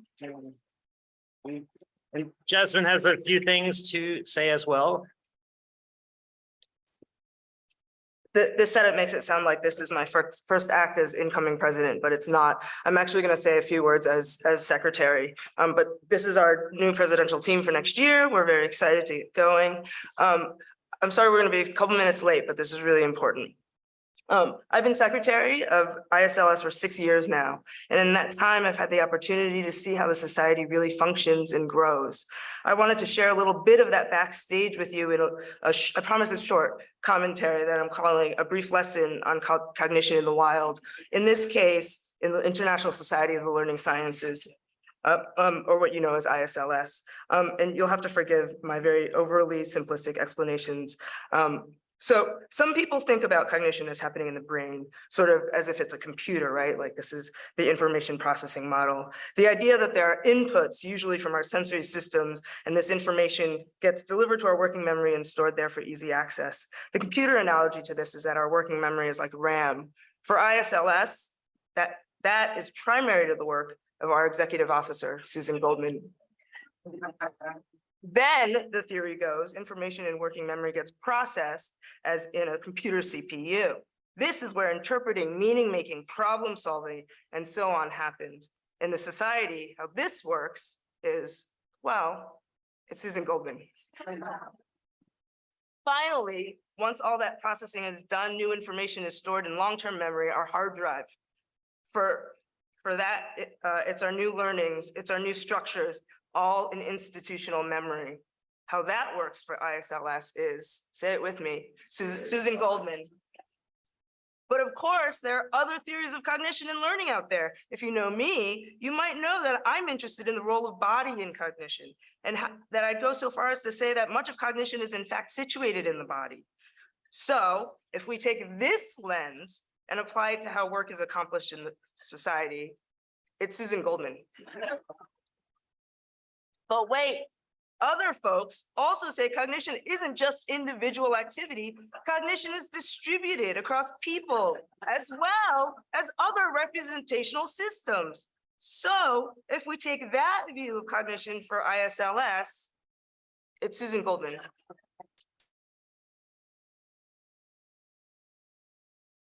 A different view of cognition that takes tools into account is activity theory. Maybe this version is compelling to you, or maybe you're concerned with multiple actors alongside cultural tools and you like this version or one of its cousins. Well, in this case, spoiler alert, it's still Susan Goldman. I won't bore you with situativity or new materialism or affect or critical theory or anything else. I think you'd know where it's going. I could do 14 weeks of this. My students are so embarrassed.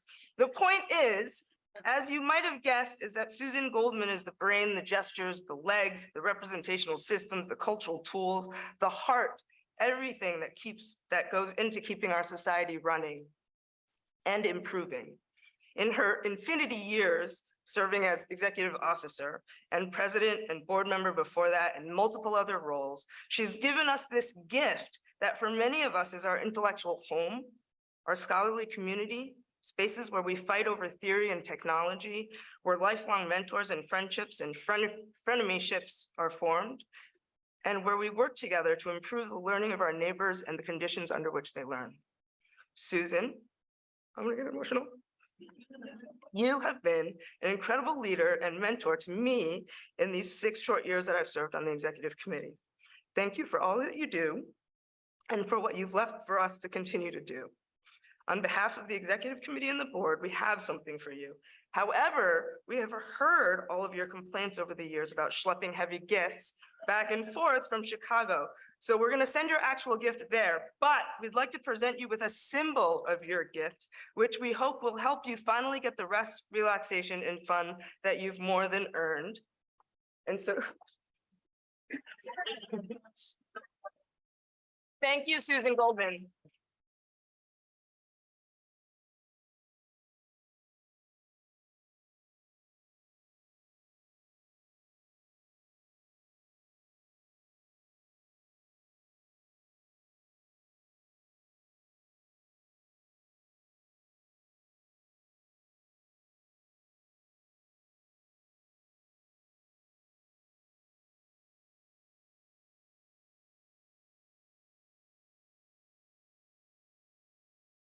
So one of the ways I've gotten through all my work has been my favorite drink, tequila.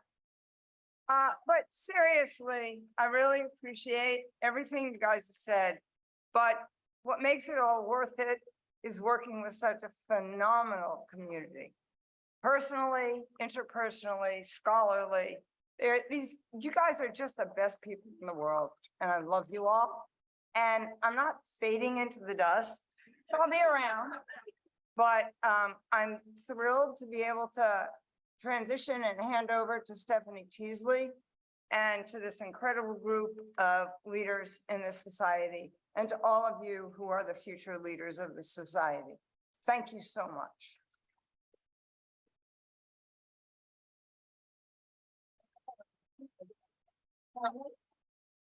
Last thing we promise is Stephanie here. So thank you for taking on this role. I'm sorry, I just did this. Go ahead, yeah.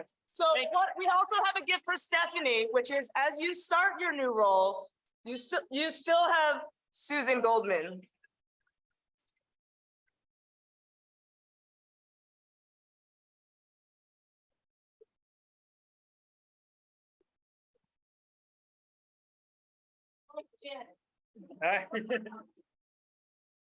Duly noted. We are absolutely thrilled, I swear we're almost done, to welcome Stephanie. And we wanted to make sure we acknowledge that the reason we are able to welcome Stephanie is the incredible hard work of the ISLS fellows and the EO search committee, which included Bill Penuel, Susan Juro, June Oshima, Mitch Nathan, Iris Tabak, and Chris Lund. So thank you to them.